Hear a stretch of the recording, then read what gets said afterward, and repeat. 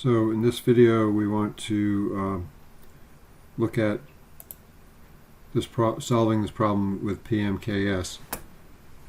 And one of the things we have to be aware of is when we set this up in PMKS Plus, it's going to label, right? We don't really have control over how it labels. It's going to label this A, B, C, and D.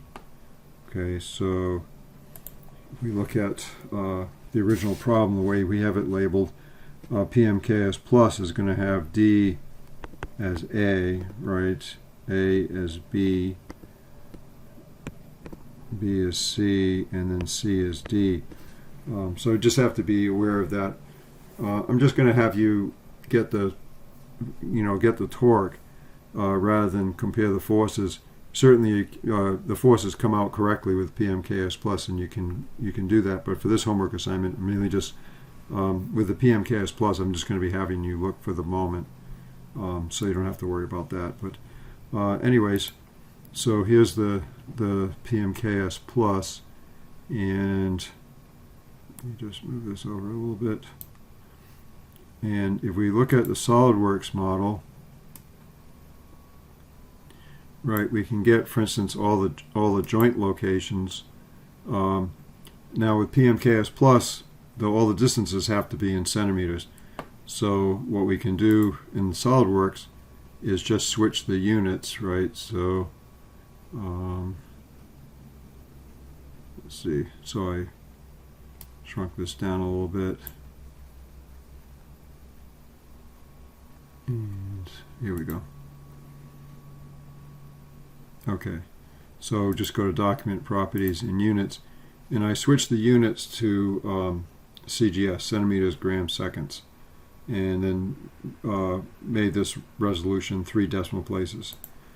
So now it's pretty easy. You can either just use the measuring tool here. So like, for instance, this one is just going to be 0, 0, right, and this is in centimeters. It's 1 inch, so it's 2.54 centimeters.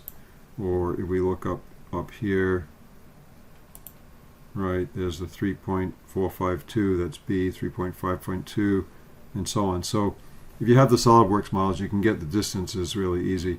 And then under links, you have to put in the center of mass, right, the locations of the center of mass. Well, again, for instance, if I click on this and then click the mass properties here, you can see in this one right here, 4.722, 4.361, right? So I've put in those values. In the mass, that's 2 pounds, 454 grams approximately per pound. So that would be 908. Solidworks is showing it, to more decimal places, 907 here, and I can delete that and say if I click on this link right here. Right, so that would be this one, 1.726, 1.864, and it's 1 pound, which is 453 and change. I just called it 454 grams. So anyways, you can get what you need from Solidworks there, and then for the under the settings, we're going to do a static analysis. So if we just run it really slow, it will essentially be a static analysis, right? So I put this down to 0.1 RPM, make sure the gravity is on, and then hit set input. Okay, and then if I run this, you can just reset that. And now what I want to do is look at the analysis, and so we're going to do force static. Now notice that, it's saying mass or mass moment of inertia is still in its original default value. They were originally all set to 1. If we were doing a dynamic analysis, then we'd have to worry about the mass moments of inertia. But in a static analysis, you don't have to worry about the mass moments of inertia. And in this first case, the original problem, we said that the weight of the rocker was 0, so I just left it at 1 gram.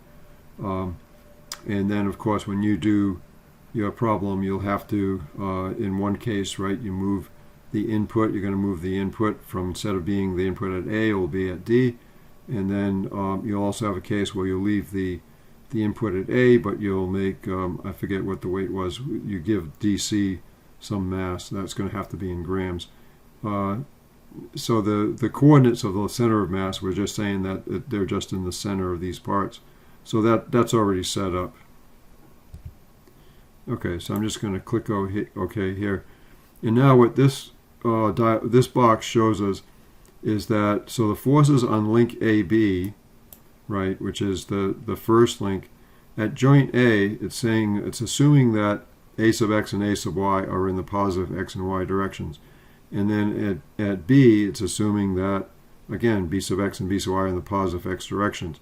So that means if you look at link CB, if you look at joint B, then the assumed direction would be, if you just did, had a free body diagram of link CB, if you made them positive on link AB, then on CB, they would have to be to the left and down. So that, when it generates this Excel spreadsheet, that tells you what the direction is. So if f sub a comes out sub x, then the x component comes out positive. That means on this link AB, it's in the positive direction. But and if B comes out positive, it's in the positive. But on link CB, if B comes out positive in the table, that means it's actually pointing to the left. And in the same way, if the numbers come out negative, so if f sub b sub x came out negative, then that would mean on link AB, the positive is set to positive, so it would actually be to the left. And on link CB, if it's a negative number, that means it's actually going to the right on that link. Okay, so then you can just, we can generate the spreadsheet, and that comes up over here now. Okay, so now we have the spreadsheet, and I'll just expand that. So this again says time, it's actually angle. So when it's at 0, it's actually starting, or at the initial position, which is what we want. Then you have a sub x in newtons, a sub y in newtons, and so on. So for this particular exercise, you can submit this spreadsheet, but this is for the original case. You're going to have to do it for the homework for different cases, case 1 and case 2. So if we look at this number right here, I'm just going to move that over a little bit, and let's say if we want the torque in inch-pounds, so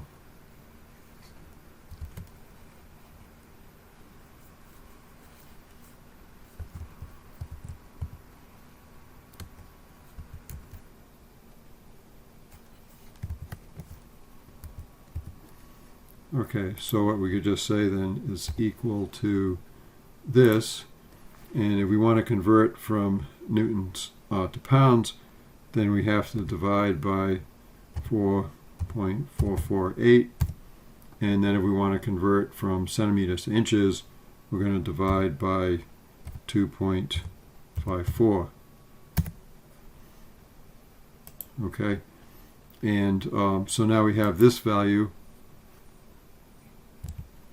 Okay, 15.4 inch-pounds, and now we'll go back to the Solidworks model and look at the motion study there. And okay, so I did change the units here. I'm just going to recalculate that, and I'm going to actually change the units back. It's coming out in dyne centimeters, so that's not something I want to take the time to explain right now. So let me just switch the units back. Right, we'll go to units. Okay, and there's the 15.4 inch-pounds force, right? Inch-pounds force, which agrees with a 15.4 inch-pounds force. So anyways, this shows you how you can use the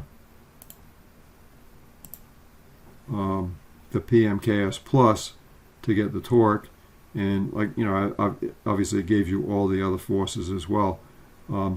So for your homework, you can use this, and you're going to do a different case. Right? Again, you're going to add some weight to DC, and then also move the input, and you can compare that to the results you get with SolidWorks and with MathCAD.